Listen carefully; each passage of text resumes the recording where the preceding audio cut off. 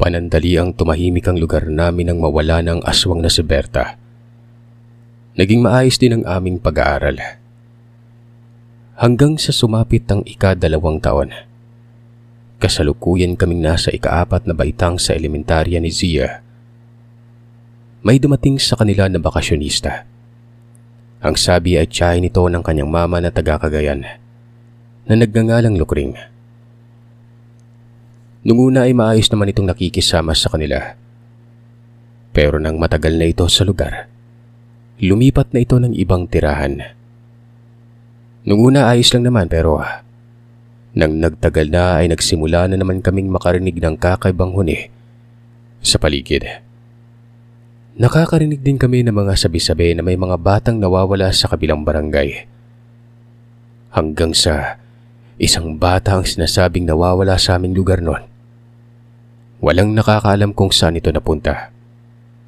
Maging sina Papa at Lolo Butit ay tumulong sa paghahanap sa bata.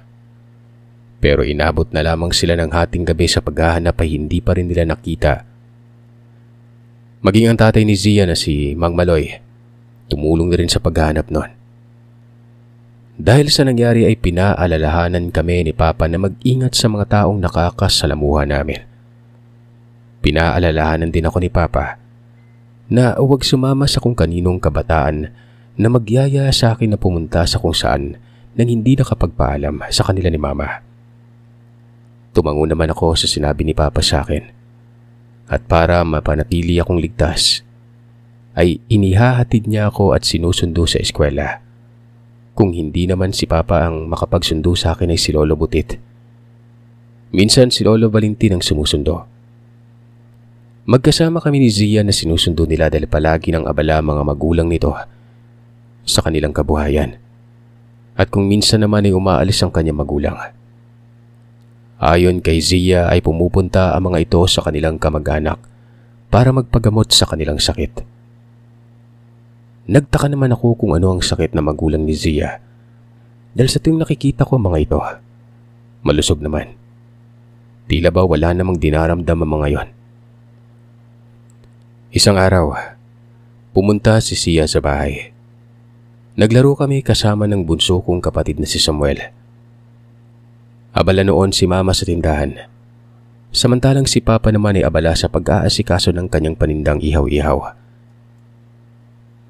Masaya kaming naglalaro sa bakuran nang biglang tinawag si Zia ng kanyang ina. At ganoon na lamang ang pagtataka ko kung bakit siya pinalo ng kanyang nanay noon. Ganong palagi naman kaming naglalaro sa bahay. Na mga pagkakataong ito ay kakaiba ang galit ng nanay ni Zia. May wala itong awa sa kanya nang pinalo niyang kaibigan ko. Sa awa ko ay tinawag ko si Lolo Butit at sinumbong ko sa kanya na pinapalo si Zia ng kanyang ina. Hindi pa sana pupunta ni Lolo ang bahay na mag-anak pero narinig niya rin ang tindi ng pag-iyak ni Zia. Kaya't dali-dali na itong pumunta sa kabilang bahay. Kinatok niya ang pintuan ng mga ito dahil nakasarado yon. Ultimong ang bintana ng mag-anak ay nakasarado. Hindi makita o kahit na masilip man lamang ng mga nangyayari sa loob ng bahay. Huminto sa pag-iyak si Zia at doon pa lamang bumukas ang pinto ng bahay nila.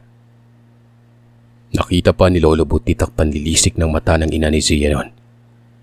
Tinanong niya ang ginang kung anong nangyayari. Sinagot naman siya nitong dinidisiplina lamang nito ang kanyang anak. Wala nang ginawa kundi ang gumala na lamang at makipaglaro. Tumango na lamang si Lolo at umuwi na rin sa bahay. Sinabihan niya ako na huwag nang mag-alala dahil sa hindi naman na umiyak si Zia at dinidisiplina lamang ito ng kanyang ina. Kinagabihan habang kumakain ng hapunan, nagsabi si Lolo ng hindi magandang pakiramdam ko sa nangyari sa kabilang bahay. May mali. Hindi ko mapunto kung ano ang meron basta mali talaga. Napatingin naman ako kay Lolo na nagtataka. Siguro dahil sa bata pa ako kaya hindi ko maintindihan kung ano ang ibig niyang sabihin. Nanahimik na lamang ako noon. Ang mahalaga ay maayos na si Zia.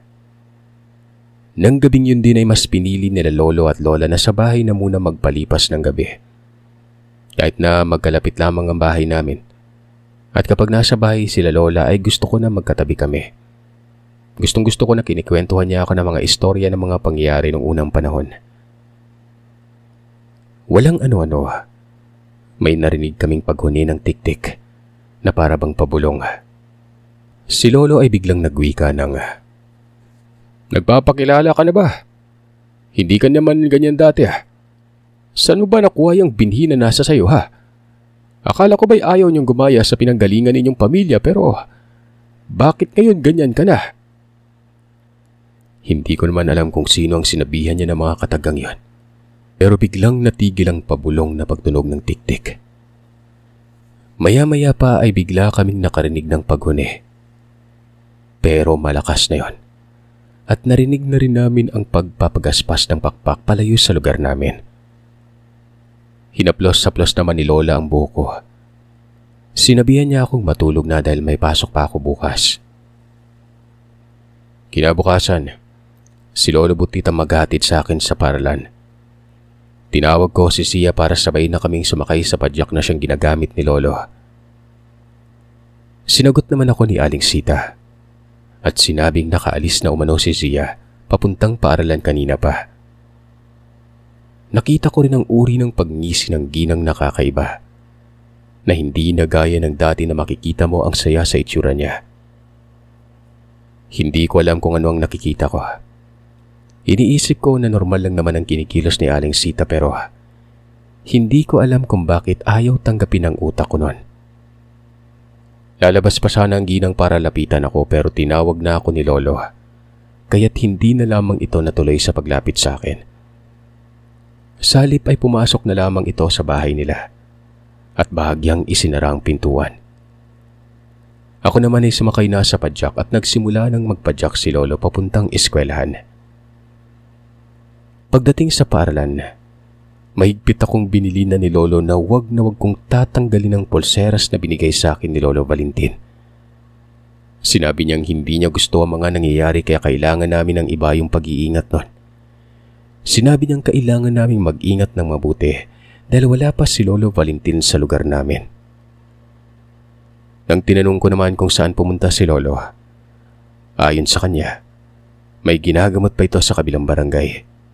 Kaya't kailangan ko makinig sa kanya habang hindi pa nakauwi itong si Lolo Valentin. Tumango naman ako sa mga bilin ni Lolo Butit. Pumasok na ako sa loob ng paaralan at nakita ko si Sia na nakaupo sa isang sulok. Mas pinili nito na maupo malayo sa dati naming upuan. Tiningnan ko siya ng may pagtatanong, pero yumuko lamang ito. Nilapitan naman ako ng teacher namin at tinanong kung nag-away ba kami ni Zia. Umiling naman ako bilang pagtugon nun. Tinawag ng aming guro si Zia at tinanong kung may problema ba ito. Umiling naman si Zia kaya sinabihan na siya ng aming guro na umupo na sa tabi ko nun. Napilitan naman ito. At para hindi ito mainis sa akin ay hindi ko na muna siya pinansin. Sumapit ang recess. Kumuha na ako ng inihanda ni Lola na baon kong pamerienda. 2 tinapay yun na may palaman na ginisang sardinas na may itlog. Paboritong merienda namin ito ni Zia. Binigay ko ang isang tinapay sa kanya. Ganun na rin ang juice. Nakita ko na bigla na lamang tumulo ang luha ng kaibigan ko kaya tinanong ko siya kung anong nangyari. Sabi kasi ni nanay bawal na kitang lapitan. Hindi na ako pwede makipaglaro sa'yo. Kapag ginawa ko pa yun ay sasaktan niya ako ulit. Pagtatapat sa akin ni Zia. Doon ko nakita ang pasa sa braso niya na siyang pinagtataka ko kung bakit siya sinaktan ng kanyang ina ng ganun katindi. Unang beses itong nangyari kay Zia simula nang naging magkaibigan kaming dalawa. At para hindi na muling saktan ng kaibigan ko ay sumang-ayon na lamang ako sa sinabi niya. Pero Zia, ligtas naman dito sa eskwelahan, di ba? Hindi naman makikita ng nanay mo na naglalaro tayo. Umiling ito at sinabi niya na alam ng nanay niya kung nakikipaglaro ako sa kanya o hindi kaya ay nakikipag-usap man lamang nun. kaya't sasaktan pa rin siya ng kanyang ina. Sinabi rin ng nanay niya na kapag makulit kaming dalawa, pati ako ay mapapahamak. Naguguluhan ako sa mga sinabi ni Zia. Pero ganun pa man ay pumayag na lamang ako na hindi kami magkatabi sa upuan. Ako na mismong lumayo ng upuan kay Zia noon. Hindi dahil natatakot ako sa nanay niya, kundi dahil ayaw kong mapahamak ang kaibigan ko. Nakakapanibago talaga si Aling Sita. Pagbalik ng guro ko sa loob ng silid-aralan namin, nagtaka siya kung bakit ako naman ang lumipat ng upuan. "Dito na lang po ako, ma'am," wika ko. Kaya hindi na niya nagawa pang pagtabihin kami ni Zia. Bago naman nagsimula ang aming klase, nakita ko si Aling Sita na nasa labas ng paaralan. Maaring tiningnan niya si Zia kung ano ang ginagawa nito. Muli itong ngumisi ng nakakatakot nang makita niya akong hindi na nakaupo sa tabi ng kanyang anak. Nahihiwagaan talaga ako sa kinikilos ng nanay ni Zia noon. At nang nagtanong ang aming guro ay nagtaas ng kamay si Zia para sumagot. Doon ko nakita na wala siyang suot na pulseras, kagaya ng sa akin. Yung pulseras na bigay ni Lolo Valentin. Hindi ko na ito nakita sa kamay niya. Tumingin ako sa mukha niya at nagkataon na nagkasalubong ang mga mata namin. Pero kaagad niyang binawi ang kanyang paningin. Ni hindi man lamang itong umiti. Doon na ako nakaramdam ng hindi maganda. Habang sa labas naman ng aming silid-aralan ay nakita ko ang nanay ni Zia na may kausap na isang guro. Buntis ang guro na ito na nagtuturo sa 15 baitang. Hindi naman nagtagal ang kanilang pag-uusap. Hanggang sa kinahapunan ay si Lolo Butit ang muling sumundo sa akin sa eskwela. Nakita ko na naman ang nanay ni Zia pero hindi kagaya ng dati na magkasabay kami ni Zia sa paglabas sa silid-aralan noon. Sa pagkakataong ito ay mas nauna na ako. Ni hindi ko man lang nilingon si Zia at ang kanyang ina. Lumapit ako kay Lolo at nagmano. Pagkatapos ay sumakay na ako ng padyak at niyaya na si Lolo na umuwi na kami. May iba pang mga kabataan na nakisakay sa padyak na siyang pinayagan naman ni Lolo. Total, nasa daan naman namin ang bahay nila. At ang dalawa naman sa mga ito ay kapitbahay din namin. Ganun na lamang ang pagtataka namin ni Lolo. Nang kanina nung umalis kami sa eskwelahan, ay naroroon pa si Zia at ang kanyang ina. Pero, ang nakapagtataka, mas nauna pa mga ito sa amin. Nang tiningnan ko si Lolo maging ituman ay napapailing na lamang sa kanyang nasilayan. Pagdating namin sa bahay, kaagad akong tinanong ni Lolo kung nakita ko bang suot pa rin ni Zia ang pulseras na bigay sa kanya ni Lolo Valentin. Sabi ko hindi ko na nakita na suot yun ni Zia. Sinabi ko na rin kay Lolo na maging si Aling Sita ay hindi ko na nakita na suot niya ang pulseras na bigay ni Lolo noon. Tinanong ko rin si Lolo kung nasaan si Magmaloy, ang ate at ang kuya ni Zia. Ayon kay Lolo, sa pagkakaalam niya ay nagtatrabaho na ang ate ni Zia at ang kuya niya naman ay nasa syudad na ito naninirahan sa ibang tao para makapag-aral. Si Mang Maloy naman ay nagtatrabaho bilang dispatcher ng truck na nagdi-deliver ng bato at graba. Sa pagkakaalam ko ay lingguhan na lamang kung umuwi si Maloy sa kanila. Sinabi ko kay Lolo na nakita ko ang mga pasa sa braso ni Zia dahil sa pananakit ng kanyang ina. Sinabi ko rin kay Lolo na pinawalan na si Zia ng kanyang ina na makipagkaibigan sa akin kahit sa paaralan. Pinagbawalan na rin siya makipag-usap pa sa akin. At kapag sinuway niya ang kanyang ina, ay sasaktan siyang muli nito. Ultimo ako, pwedeng mapahamak nun. Napatingin na lamang si Lolo sa akin. Parang hindi ito makapaniwala sa sinabi ko sa kanya. Wala ka bang napapansin na kakaiba sa kaibigan mo, Apo? Umiling naman ako sa tanong na yon. Muli ay pinaalalahanan na lamang nila ako na kung ayaw ni Ziyang makipaglaro sa akin, hayaan ko na lang. Sa ibang bata na lamang ako makipaglaro nang sa ganon. Wala kaming problema.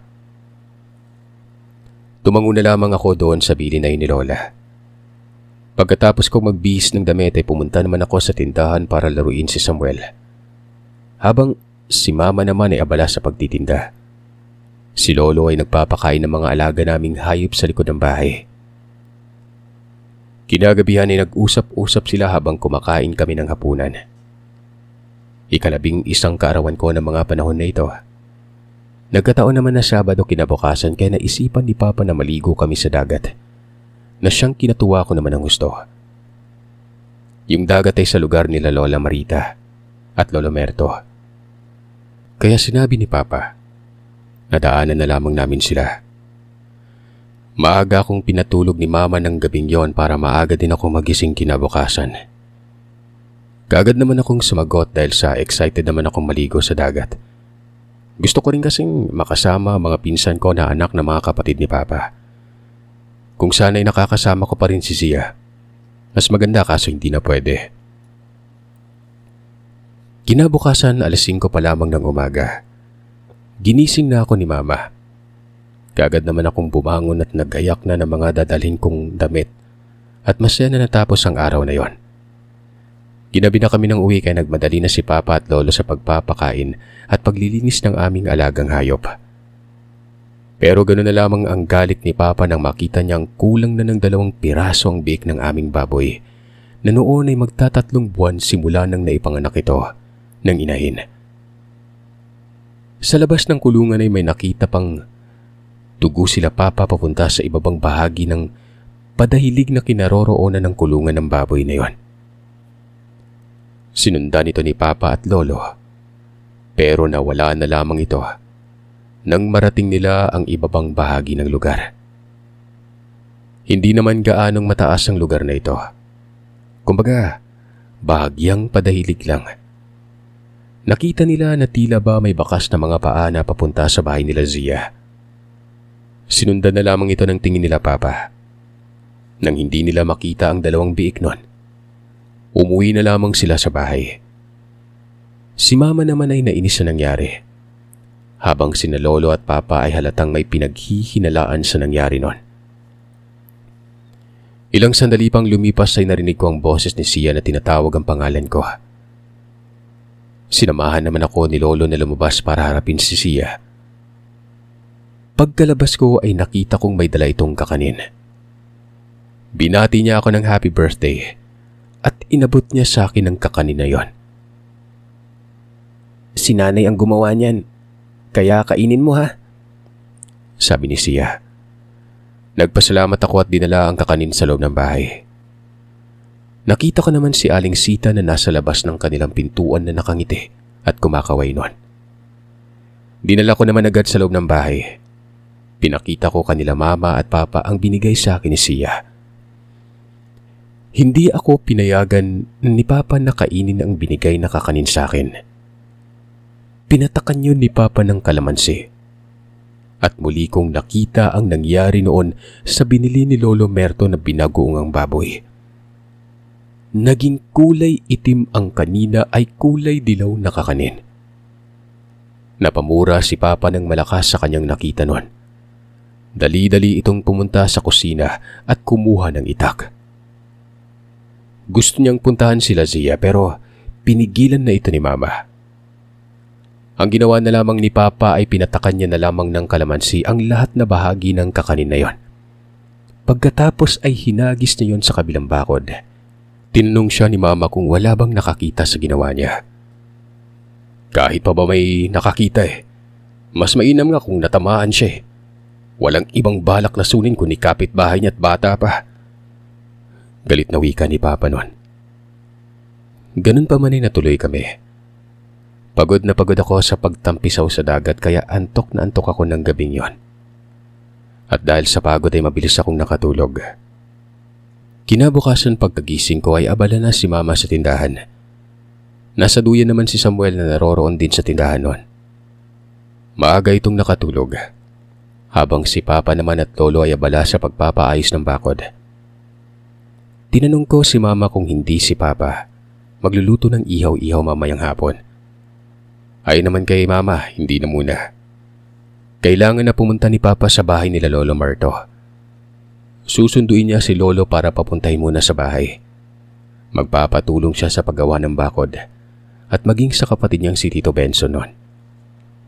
Para mabilis ang paggawa nila ng bakod ng bahay. Lumabas ako ng bahay para puntahan si Papa. Narinig ko ang pag-uusap nila ni Lolo. Ayon kay Lolo ay kailangan nilang maging mapagmatyag dahil wala pa si Lolo Valentin.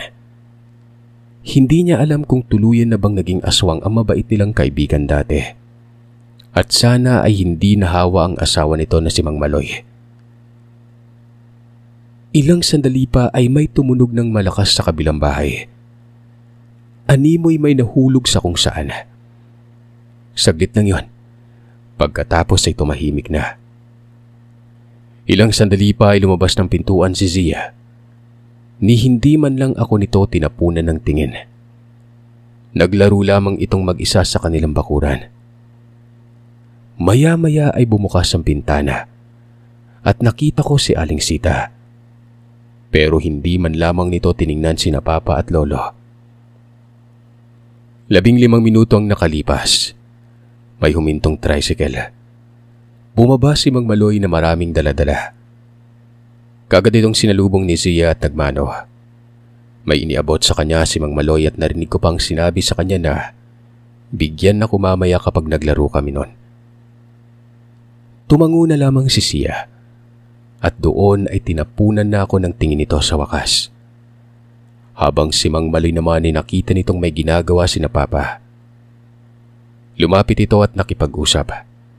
Nakipagkwentuhan din naman sina Papa at Lolo sa kanya. Wala namang nakikitang mali sina Papa sa kinikilos ni Mang Maloy. Pre, mukhang abala kayo dyan ah. Sira-sira na ba yung bakod? Tanong nito kay Papa. Hindi naman masyadong sira pre pero paano kasi kahapon umalis kami. Nang umuwi kami nawawala na yung 2 biik ng baboy namin. Matindi pa, may mga bahid ng dugo ng kawawang baboy na iwan sa kulungan. Sinabi niya pa na sinundan pa nila ang mga patak ng dugo at itinuro niya ang padahilig na bahagi ng lugar. Sinundan din naman ang tingin ng Ginoo ang tinuro sa kanya ni Papa. Sinabi niya rin kay Papa na sa padahilig din na yon sa sentro ng kanilang kusina ay may ginawa siyang butas doon. Doon nila tinatapon ng mga basura at sinisigaan. Sinabi pa ni Mang Maloy kay Papa na baka nahulog sa butas sa mga biik kaya maaari niyang tingnan doon. Tumango naman si Papa at nagpasalamat. May sasabihin pa sana si Papa kay Mang Maloy pero tinawag na ito ni Aling Sita. Kaya't nagpaalam na lamang ito sa kanila. Sinabi pa nito kay Papa na hindi din siya magtatagal. Nagatid lamang siya ng allowance at konsumo ng kanyang mag-ina. Ayon pa kay Mang Maloy, kailangan niyang magdoble kayod dahil magkokolehiyo na yung anak niyang lalaki at sa susunod na buwan ay kaarawan na ni Zia. Gusto niyang pagandaan ang kaarawan ng bunso niyang anak. Ngumiti naman si Papa at nangako na siya ang magbibigay ng 6 na pirasong long neck para sa inuman. Pagkatapos magpasalamat ni Mang Maloy, nginitian ako nito at sinabihan na pinasalubungan niya kami ni Zia ng donut. Maya-maya pa ay muli siyang tinawag ni Aling Sita. Eto na, papasok na. Naglakad na ito papasok sa bahay nila. Pagpasok ni Mang Maloy sa bahay nila ay napailing na lamang si Lolo. Habang nagsasabi na naaawa siya kay Mang Maloy kung sakaling totoo ang hinala nila ni Papa laban kay Aling Sita. Si Papa naman ay napabuntong hininga. Kaagad na niya akong pinapasok ng bahay.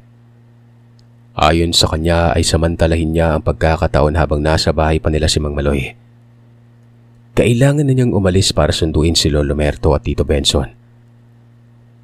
Pinapasok na ako ni Lolo Butit sa bahay. Sinabihan niya akong huwag nang lumabas. Mag-aral na lamang ako dahil may pasok na kinabukasan. Sinunod ko naman ang sinabi ni Lolo. Hindi ko na nakita pa si Zia. Nakabalik naman na si Papa bago pa man gumabi ng araw na yon. Kasama niya si Lolo Merto at Tito Benson. Nakita ni Tito Benson si Aling Sita at nakita ko kung paano nanlaki ang kanyang mga mata Ayon sa kanya ay kilala si Aling Sita sa kanilang lugar dahil madalas itong pumupunta doon. Kapitbahay niyo yung aswang, kuya? Biglang tanong ito kay Papa. Nagulat ako sa tanong ni Tito Benson kay Papa. Maging si Papa ay ganun din. Sinabi niya kay Tito Benson na hindi pa nila nakitang may nabiktima ang ginang sa lugar namin. At hindi ito aswang.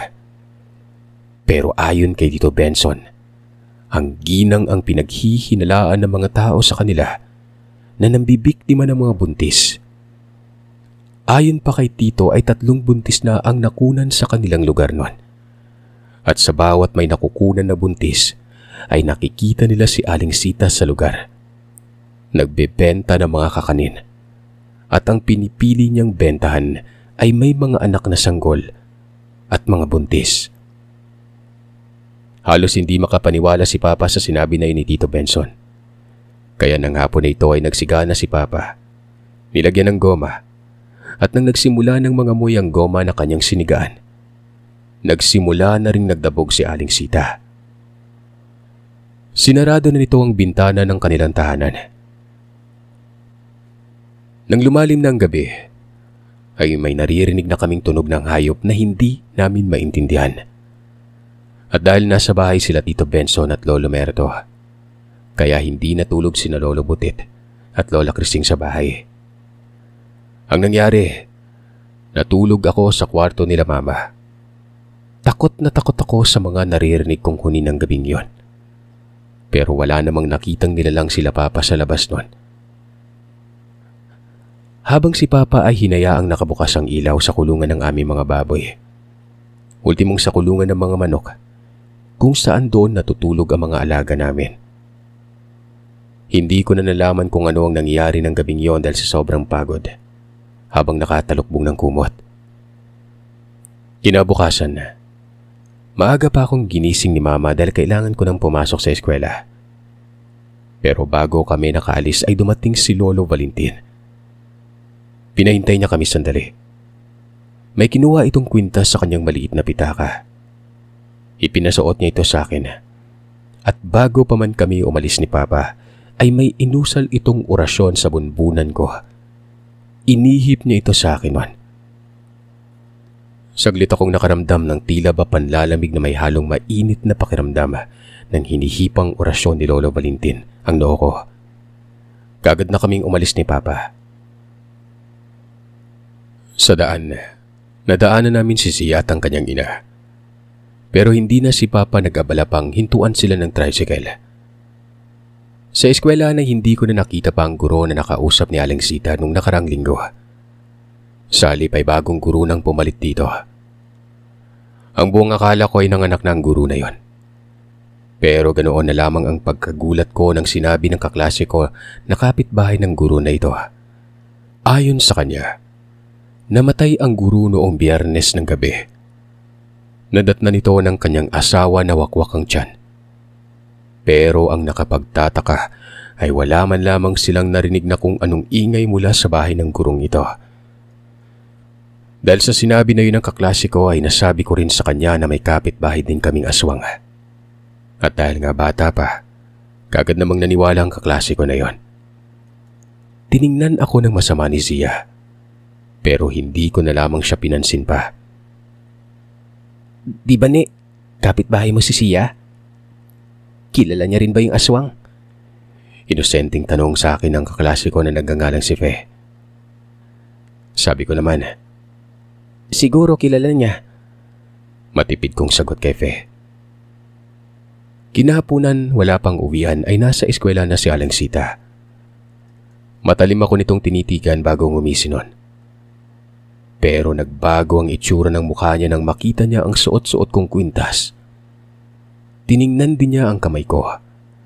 Nakita niyang suot ko pa rin ang pulseras na kagaya ng ibinigay sa akin ni Lolo Valentin. Mas lalong naging matalim ang paningin sa akin ni Aling Sita. At ang mas nakakatakot pa ay ang uri ng pagngisi nito habang nakatingin sa akin nun. Ang dating malinis nitong mga ngipin ay nangingitim na. Namumula pa. Yun bang may natuyo sa mga ngipin nito na hindi natanggal? Sinenyasan niya si Sia na lapitan ako pero bago pa man yun nagawa ng dati kong kaibigan, dumating na si Papa. Sumakay ako ng tricycle kasamang ilan pang kabataan na nakatira lamang kung saan kami dumadaan. Nakatingin pa rin sa akin si Aling Sita. Pero nilingon ito ni Papa na tila ba binalaan niya ang ginang sa pamamagitan ng mga tingin nito. Pero sa halip na tumigil, ay mas lalo lang umisi ang ginang na animoy naghahamon. At dahil may ibang bata na nakisakay sa tricycle kaya hindi dire-diretso ang biyahe namin ni Papa pauwi. Sa daan ay muli naming nakita mag-ina na naglalakad. Pagdating sa bahay ay naroroon si Lolo Valentin. Kaya napanatag ng loob ko. Pakiramdam ko kasi ay may hindi magandang mangyayari sa araw na ito. Kagad ako nagmano kina Lolo Butit at Lolo Valentin na noon ay nag-uusap. Pagpasok ko sa bahay ay natatnan ko naman si Lolo Merto kaya nagmano na rin ako. Si Tito Benso naman ang katulong ni Lola Crising sa pagluluto ng hapunan. Dali-dali akong linis ng katawan at nagpalit ng damit. Pagkatapos kong magmano kay Lola Crising, habang si Mama at Samuel naman ay nasa tindahan pa rin kasama si Papa. 6:00 ng hapon habang nagpapakain si Papa ng mga alaga naming baboy, ay nagsimula na kaming nakarinig ng mga paguni. "Kumalma ka na muna, masyado pang maaga," wika ni Lolo Butit noon. Tila ba naririnig naman siya ng pinagmulan ng huni na iyon dahil kaagad itong nanahimik. Hanggang sa nagtapos na kaming kumain ng hapunan, muli naming narinig ang paghuni. Nung una ay animoy inahing manok ito na naghahanap ng kanyang inakay. Hindi pa rin yon pinansin nila Papa at Lolo Valentin hanggang sa lumalim na ang gabi. Ang kaninang huni ng nilalang ay mas lumalim pa. At ang tunog nito ay tila huni ng pato na lalaki. Habang tumatagal ay mas lalong humihina ang tunog nito na tila ba bumubulong na lamang. Dito na lumabas si Lolo Butit, Lolo Merto at Tito Benson at Lolo Valentin. Samantalang si Papa naman ay hindi na nila pinayagang lumabas. Kasama namin ito sa silid kung saan naroroon din sina Mama at Lola Crising noon. Pinapatulog ako ni Papa, pero tila ba hindi ako nakakaramdam ng antok. Nasa labas ang isip ko kung ano na ba ang nangyari kina Lolo. Ilang sandali pang lumipas sa isang matinis na huni ang aming narinig noon. Tumayo si Papa. Binuksan ng jealousy ng bintana para sana makita kung ano ang nangyari sa labas. Pero wala namang nakita si Papa dahil sa napakadilim noon. Hindi kasi ito pinayagan ni Lolo Valentin na mabukas ng ilaw sa paligid ng bahay sa labas. Muling isinarado ni Papa ang bintana. At dahil ligtas naman kami sa loob ng bahay, ay tumayo si Papa at pumunta sa kusina. Kagad naman akong tumayo at sumunod sa kanya. Gusto ko din kasi makita kung ano na ang nangyari sa labas noon. Bagyang binuksan ni Papa ang bintana na nasa likod ng bahay, kung saan nakasentro ang kulungan ng baboy. Doon ay nakita namin ni Papa sila Lolo Valentin at Lolo Butit na nakikipagbuno sa isang nilalang na hindi namin maintindihan ang itsura. Animoy isa itong malaking ibon, pero ang ulo nito ay para bang ulo ng tao noon. Nang tamaan ng buwan ang itsura ng nilalang ay nagulat ako. Nang animo ang nguso nito ay kahalintulad sa nguso ng baboy. Pero ang tunog na pinapakawalan ng nilalang, tunog ng lalaking itik. Namamanga ako na natatakot sa itsura nito. Tuloy-tuloy ang pakikipagbuno nila. Sa bawat pagsalakay ng nilalang, ay siya namang pagsaksak ni Lolo sa nilalang ng kawayan na tinawag ni Papa na bagakay. At sa bawat pagtama ng bagakay sa nilalang na yon, ay ang pagpapakawala nito ng huni. Matinis na nakakapangilabot. Umaalingasaw din na nakakasulasok nitong amoy. Hanggang sa tinamaan ni Lolo ang dibdib nito. Kitang-kita ko pa na tumilamsik ang dugo niya kina Lolo Valentin at Lola Butit. Habang si Tito Benson at Lolo Merto naman ay nakaalalay lamang sa may bandang likuran. Lumipad pataas ang nilalang at sumuong sa kakahuyan na nasa padahilig na bahagi ng lugar. Kasabay ng paglipad palayo ng nilalang na ito ay ang pagdilim ng kalangitan. Maya-maya pa ay bumuhos na ang napakalakas na ulan, kaya't nagmamadaling pumasok sa bahay sina Lolo Valentin at Lolo Butit. Kasama na rin sina Tito Benson at Lolo Merto. Muli namang narinig ang matinis na tunog ng nilalang pero palayo na ito sa lugar noon. Kinabukasan maaga pa lamang. Ginising na ako ni Mama para pumasok sa eskwela. Paglabas ko sa sala ay naabutan ko pa na natutulog pa sina Lolo. Si Lolo Valentin naman ay nasa hapag na at nagkakape. Maya-maya pa ay narinig namin ang pagyak ni Zia habang tinatawag ang kanyang ina. Bumangon si Papa at pinuntahan nila ni Mama si Zia. Ang buong akala nila ay nasa bahay na mag-anak si Aling Sita. Nang bumalik sila sa bahay ay kasama na nila si Zia. Ayon sa kanya ay nagising siyang wala ang kanyang nanay. Tinanong ni Lolo Valentin kung saan pumunta ang kanyang ina. Hindi niya alam. Palagi umano siyang pinapatulog ng maaga ng kanyang inay noon. Pero ngayong umaga pagkagising niya ay wala na ito at hindi niya alam kung saan pumunta. Nang araw na yon imbis na pumasok sa eskwela, ay dinala ni Papa si Zia sa pinakasentro ng Zamboanga kung saan nagtatrabaho ang ama niya. Kinahaponan nang sinundo ako ni Papa ay wala na si Zia. Ayon kay Papa ay naiwan si Zia sa pinagtatrabahuan ng kanyang ama. Doon na muna ito mananatili habang wala pa ang kanyang ina noon. Miyerkules ng gabi nang may nabalita sa TV na may nakitang babae sa dalampasigan ng Zamboanga sa lugar kung saan nakatira sila Lolo Merto. At base sa postura ng ginang ay nakilala nila itong si Aling Sita. Nakita din sa balita ang kanyang mga pamilya na pumunta sa lugar kasama si Zia. Nang mga sandaling nanonood ako ng balita ay nagtataka ako kung paano napunta si Aling Sita sa lugar na yon at bakit ito namatay. Maging sila Papa ay hindi masagot ang aking katanungan. Tila ba nakalimutan ko ang lahat ng nangyari ng mga nakaraang gabi bago nawala at namatay ito. Hindi ko na rin nakita pa si Zia pagkatapos ko silang napanood sa may telebisyon. At ang lahat ng alaala ay muli na lamang bumalik sa aking isipan nung ako'y nagkakaedad na. Sa kung anong dahilan, hindi ko rin kayang ipaliwanag.